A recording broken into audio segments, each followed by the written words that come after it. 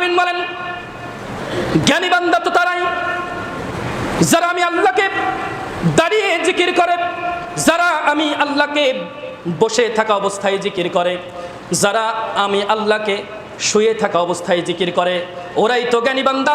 সাথে সাথে জিকির করে এবং এই আসমান এবং এই জমিনের ভিতরে যা কিছু আছে সব কিছু নিয়ে গবেষণা করে। আসমানে কি আছে, আসমান কেমন অবস্থায় আছে, শূন্যের উপরে দেয়াল নেই, খুঁটি নেই, পিলার নেই, ব্রেক মারা নেই, আসমান শূন্যের উপরে ঝুলে আছে কেমনে? অবশ্যই অবশ্যই এর সৃষ্টিকর্তাকে। এ সৃষ্টি করেছেন কে? এর একজন সৃষ্টিকর্তা আছে না? নাস্তিকরা এটা বিশ্বাস করে না। নাস্তিকে বলে এটা এমনি এমনি হয়ে গিয়েছে। নাউজুবিল্লাহ বলেন, নাউজুবিল্লাহি মিন যালিক। কয় এমনি এমনি হয়ে গিয়েছে। এ কিভাবে হলো? এই আসমানটা শূন্যের উপরে দাঁড়িয়ে আছে। আল্লাহ বলছে উনজুর, লক্ষ্য করো, লক্ষ্য করো ওই আসমানের দিকে, ওই আকাশের দিকে, যেখানে কোনো ত্রুটি পাবে না, অর্থাৎ কোনো উঁচু নিচেও দেখতে পাবে না। সুবহানাল্লাহ, সুবহানাল্লাহি বিহামদিহি। লক্ষ্য করো জমিনের দিকে। জমিনের ভিতরে আপনি দিয়েছেন একটা ছোট্ট একটা চারার গোড়া, আপনি দিয়েছেন। ছোট ছোট চারা তুলে নিয়ে আবার গোড়াটা দেওয়া হয় না, কাটা গোড়া ওটা দেওয়া হয়। ছোট্ট একটি চারা দেওয়া হলো মাটির ভিতরে। যখন ছোট্ট একটা চারা দেওয়া হলো, ওই মাটি থেকে আস্তে আস্তে রস এসে ওর গোড়ায় লাগলো। সম্পূর্ণভাবে ওই গোড়া থেকে রস পাচ্ছে। আসমান থেকে যে নেওর আসে, নেওর, ওই নেওর পাচ্ছে পাতা।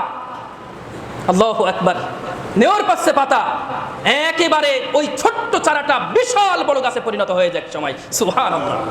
ওই মাটিতে মানুষের দেহ যদি দেওয়া হয়, এক সপ্তাহ রাখলে সেই দেহ আর দেহের মতো থাকবে? পচে গড়ে একেবারে ধ্বংস হয়ে যাবে, নিঃশেষ হয়ে যাবে। চিন্তা করি আমরা, গবেষণা করি আমরা, মাটি, এ জমিন। আল্লাহ বলছেন জ্ঞানী বান্দা তো তারাই যারা আমার জিকির করে দাঁড়িয়ে থাকা অবস্থায়, বসে থাকা অবস্থায়, শুয়ে থাকা অবস্থায় এবং আসমান এবং জমিন নিয়ে গবেষণা করে। জমিনের ভিতরে একই জায়গায় বাঁশ গাছ, একই জায়গায় আখ গাছ। বাঁশ গাছ বলে পানসা, আখ গাছ চাবাইলে কি মিষ্টি। সুবহানাল্লাহ বলবেন না? সুবহানাল্লাহ, আল্লাহ মহাপবিত্র। কে করেন এগুলো? একই জায়গায় দেখেন লম্বা হয়ে উঠেছে ডাব গাছ, একই জায়গায় দেখেন লম্বা হয়ে উঠেছে বেল গাছ। ডাবের মতোই মোটা বড় বেল, বেল বড় বড় হয়। ডাবের ভিতরে একেবারে উপরে, ডাবের ভিতরে পানি দিলেন কে? এমনি এমনি হয়েছে, এমনি এমনি হয়েছে। এই সৃষ্টিগুলো নিয়ে যারা গবেষণা করে, বেলের ভিতরে পানি নেই, বেলের ভিতরে কি আছে? শ্বাস আছে। বেলের ভিতরে শ্বাস আছে, আর ডাবের ভিতরে আছে পানি।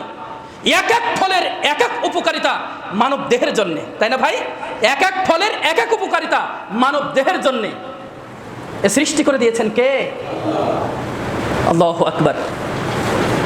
আল্লাহ রাব্বুল আলামিন বলছেন জ্ঞানী বান্দা তো তারাই যারা আমাকে দাঁড়িয়ে জিকির করে, বসে থাকা অবস্থায় জিকির করে, শুয়ে থাকা অবস্থায় জিকির করে, আর সঙ্গে সঙ্গে তারা আসমান এবং জমিন নিয়ে গবেষণা করে।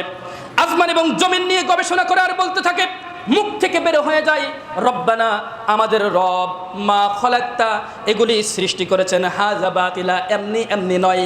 সুবহানাল্লাহ বলি, এমনি এমনি খামোখা এগুলি সৃষ্টি করেছেন তা নয়। অবশ্যই আল্লাহ রাব্বুল আলামিনের বড়ত্ব, বীরত্ব, মহত্ব সবকিছু এর মধ্যে ফুটে উঠেছেন। সুবহানাল্লাহ বিহামদিহি। সাথে সাথে বান্দারা বলতে থাকে, মুখ থেকে বের হতে থাকে সুবহানাকা, আল্লাহ মহাপবিত্র, ফাকিনা আযাবান নার, হে আল্লাহ তুমি আমাকে জাহান্নামের আগুন থেকে বাঁচাও, তুমি আমাকে জাহান্নামের আগুন থেকে বাঁচাও। অর্থাৎ ওই সুখময় জান্নাত আমাদের জন্য প্রস্তুত করে রাখো, আর এই জাহান্নামের আগুন থেকে আমাদেরকে রক্ষা করো।